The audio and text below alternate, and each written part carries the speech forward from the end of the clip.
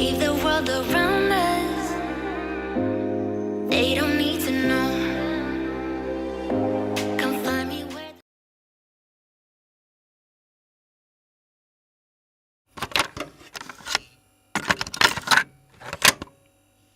Kita akan membuka kasus ini dengan melihat latar belakang main karakter kita.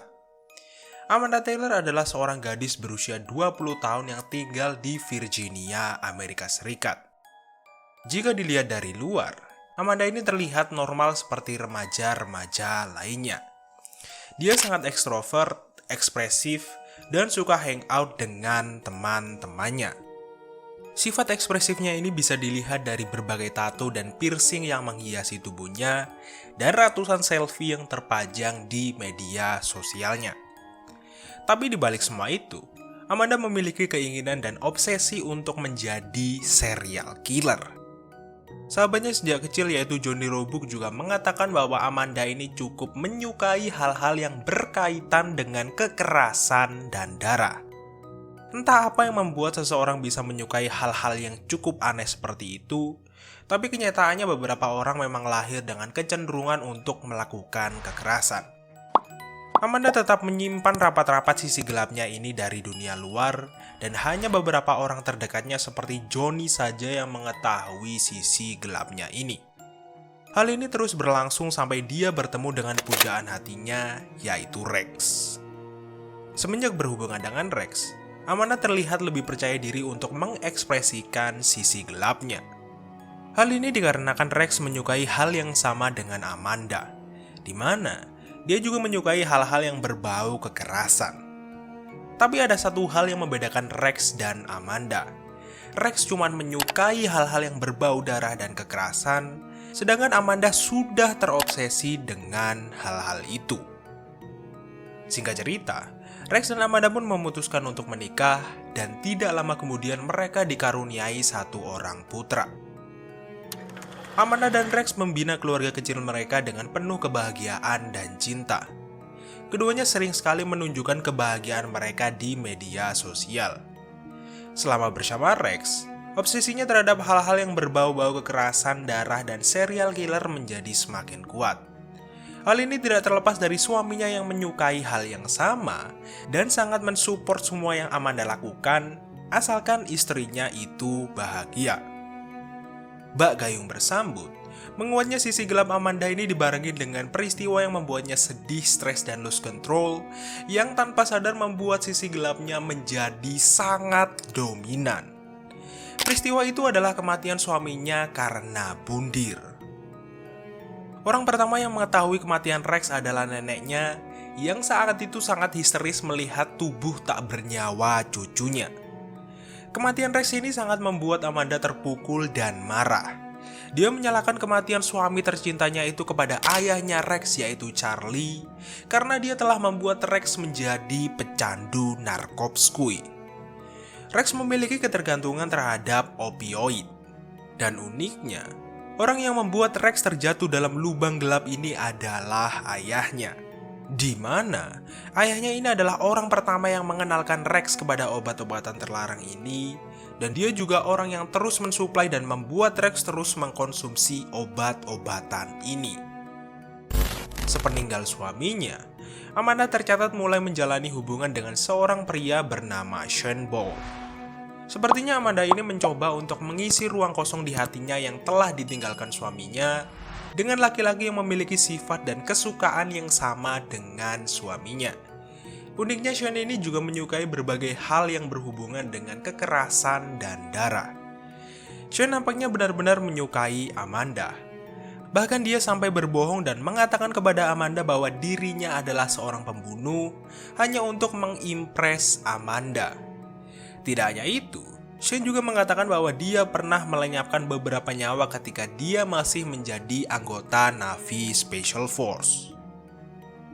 Meskipun Amanda sudah memiliki hubungan dengan Sean, nampaknya dia masih belum bisa merelakan kematian suaminya, dan dia juga masih memiliki dendam kepada mertuanya, yang menurutnya adalah orang yang menyebabkan suami tercintanya itu meninggal.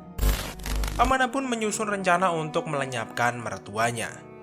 Dia merancang rencana ini tidak sendirian.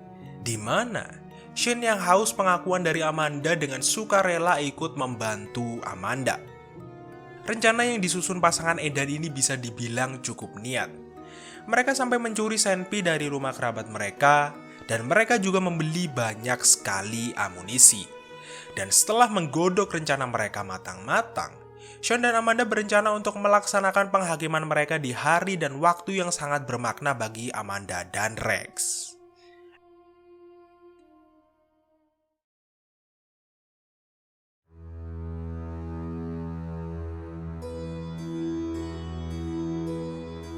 Musim semi tanggal 4 April tahun 2014, pukul 3.27 sore. Amanda dan Shane yang sudah mematangkan rencana mereka pun tiba di rumah Charlie untuk menghukum pria itu.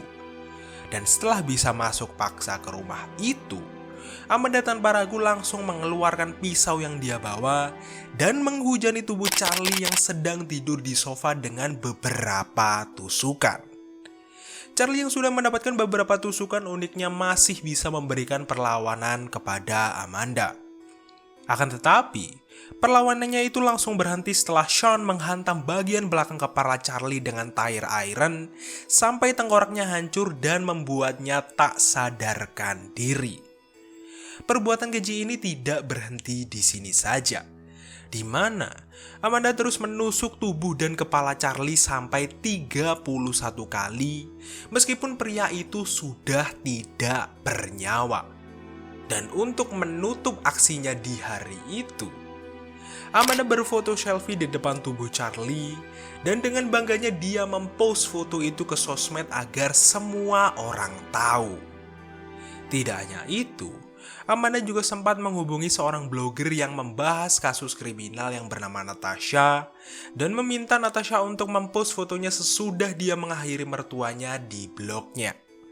Natasha yang sangat terkejut setelah menerima foto itu pun lebih memilih untuk menolak permintaan Amanda dan langsung melaporkan Amanda ke polisi. Setelah berhasil menghabisi nyawa Charlie, Amanda dan Sean langsung pergi dari rumah itu dan berkendara menuju North Carolina. Dari sini kita bisa melihat kalau selain bengis, Amanda juga memiliki sifat narsistik yang lumayan ekstrim. Mungkin sifat narsistiknya ini mulai tumbuh ketika dia mulai menyukai berbagai hal tentang serial killer. Seperti yang kita tahu, seorang serial killer itu mempunyai sifat narsistik yang tinggi, di mana kebanyakan dari mereka selalu meninggalkan simbol di tubuh korban-korbannya, atau mereka selalu menggarap korbannya dengan cara yang sama untuk menandakan bahwa para korban itu meninggal di tangan mereka. Salah satu contohnya adalah Jack the Ripper. Jack the Ripper selalu menggarap korban-korbannya dengan cara yang sama, di mana dia selalu merobek bagian kewanitaan korbannya sampai muka dan mengambil rahim mereka. Kita kembali ke tahun 2014. Saat di perjalanan, Amanda sempat mempost foto revolver disertai caption yang mengisyaratkan dia akan bundir. Nampaknya, dia memposting foto dan caption itu hanya untuk caper dan tidak ada niatan sama sekali untuk bundir. Pasalnya, Amanda yang merasa lega setelah menghabisi Charlie sekaligus senang karena impiannya untuk melenyapkan manusia sudah tercapai, merencanakan untuk melenyapkan nyawa manusia lebih banyak lagi. Di sisi lain, pihak berwajib yang sudah tiba di rumah Charlie pun dikejutkan dengan keadaan ruang tamu rumah itu yang dipenuhi dengan cipratan darah dan tentunya tubuh Charlie yang sudah dalam keadaan yang sangat mengerikan. Berhubung mereka bisa segera menemukan Charlie plus tersangka dalam kasus ini berkat bantuan Natasha, mereka langsung bisa melakukan penyelidikan dan pencarian tersangka. Polisi pun mulai melacak di mana keberadaan Amanda lewat rekaman CCTV. Di rekaman CCTV ini kita bisa melihat mobil yang ditumpangi Amanda dan Sean berhenti di pom bensin untuk mengisi bensin dan membeli beberapa barang. Setelah itu, mobil ini kembali terlihat berhenti di motel yang berada di Tennessee untuk bermalam. Nampaknya pelenyapan nyawa yang dilakukan Amanda kepada Charlie benar-benar merubah Amanda menjadi monster haus darah. Amanda yang sangat excited mengutarakan keinginannya untuk kembali melakukan pelenyapan kepada Sean. Sean pun menjadi sedikit ketakutan dan mulai meragukan Amanda ketika dia melihat perangai Amanda yang sudah berubah menjadi lebih bengis. Bahkan saking takutnya Sean, dia sampai mencoba untuk menghentikan Amanda dan menyarankan mereka berhenti dan bersembunyi. Akan tetapi, Amanda yang sudah dikuasai rasa haus akan darah menghiraukan saran kekasihnya itu. Pelarian yang dilakukan Amanda dan Sean pun terus berlanjut, dan dahaga Amanda akan darah manusia pun semakin membesar. Mobil yang ditumpangi Amanda dan Sean pun kembali terlihat berhenti di parkiran Blue Ridge Parkway. Di sana mereka melihat ada dua mahasiswi yang sedang mengobrol. Keinginan Amanda untuk melenyapkan nyawa pun langsung bangkit setelah melihat dua mahasiswi itu. Saat itu, dia berpikir bahwa dua mahasiswi itu harus menjadi korbannya selanjutnya. Amanda pun mengatakan kepada Sean kalau dia akan membawa dua gadis itu ke dekat mobil dan akan langsung melenyapkan mereka agar mereka bisa mengambil uang gadis-gadis itu. Sean yang mulai meragukan Amanda pun awalnya mengiyakan rencana Amanda, akan tetapi dia langsung menolak untuk menghabisi dua gadis tidak bernyawa itu ketika mereka sudah berada di dekat mobilnya. Pertengkaran pun langsung terjadi antara Amanda dan Sean. Amanda yang tidak terima dengan pembangkangan yang dilakukan Sean pun langsung masuk ke mobil dan pergi meninggalkan kekasihnya itu.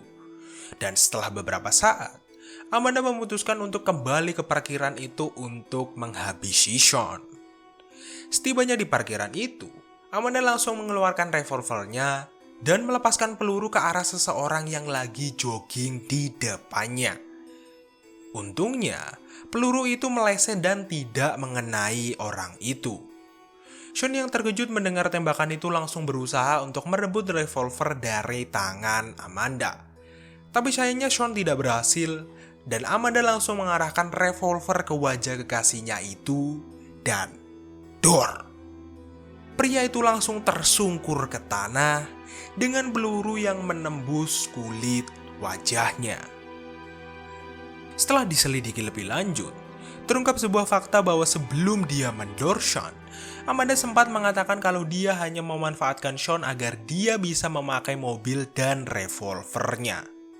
Dan setelah Sean tak sadarkan diri, Amanda dengan muka datar kembali mengambil foto korban keduanya itu dan langsung pergi meninggalkan tempat itu. Amanda nampaknya memang ingin apa yang dilakukannya ini bisa diketahui banyak orang. Selain memposting foto Charlie di sosmednya, Amanda terus bersikeras agar Natasha mau mengunggah foto korbannya di blog milik Natasha. Tidak hanya itu, dia juga tercatat beberapa kali menelepon Natasha untuk meminta saran. Pintarnya Natasha saat itu tidak panik dan tetap tenang agar dia bisa mengulur waktu dan memberikan update kepada polisi tanpa membuat Amanda curiga. Alhasil, Amanda berhasil ditangkap oleh polisi ketika dia sedang berada di North Carolina beberapa jam setelah dia menembak Sean. Penangkapan ini sendiri awalnya berjalan cukup alot karena Amanda yang memiliki revolver awalnya ingin menembaki para polisi itu. Tapi untungnya, Natasha bisa menenangkan Amanda sehingga polisi bisa menangkapnya tanpa ada baku tembak. If you don't cooperate, you're not gonna get home. You know what I mean? Yeah. I talked her down and got her to put her gun down.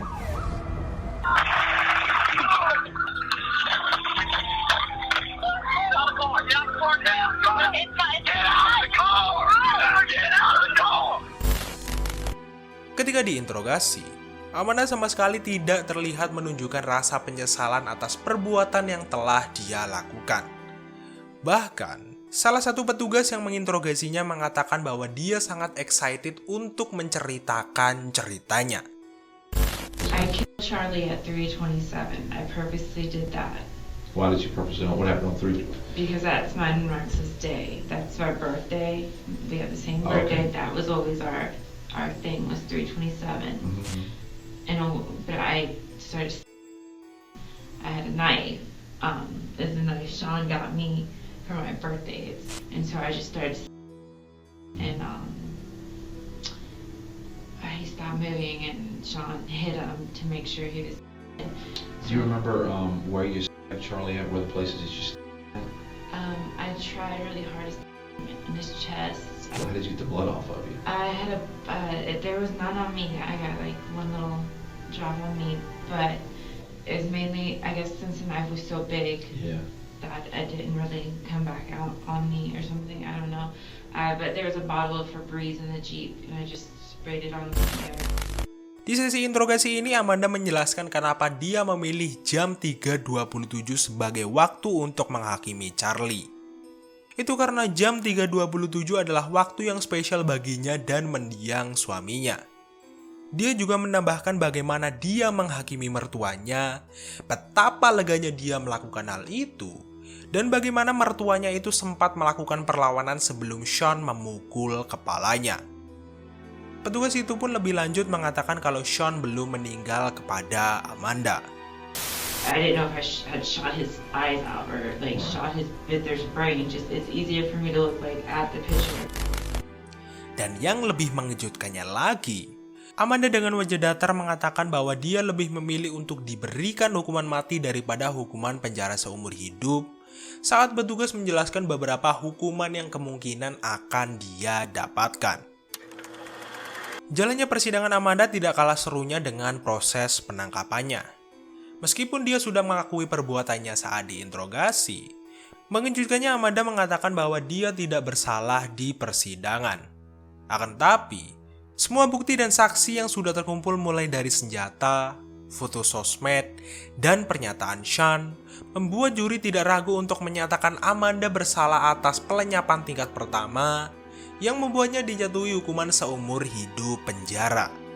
Tidak hanya itu, Sean yang selamat dari kematian sayangnya tidak selamat dari hukuman penjara, di mana dia dijatuhi hukuman 60 tahun penjara. Like the thing I guess I can't emphasize enough is the remorse that I have for it. Like the guilt that I live with every day of this happening in my life.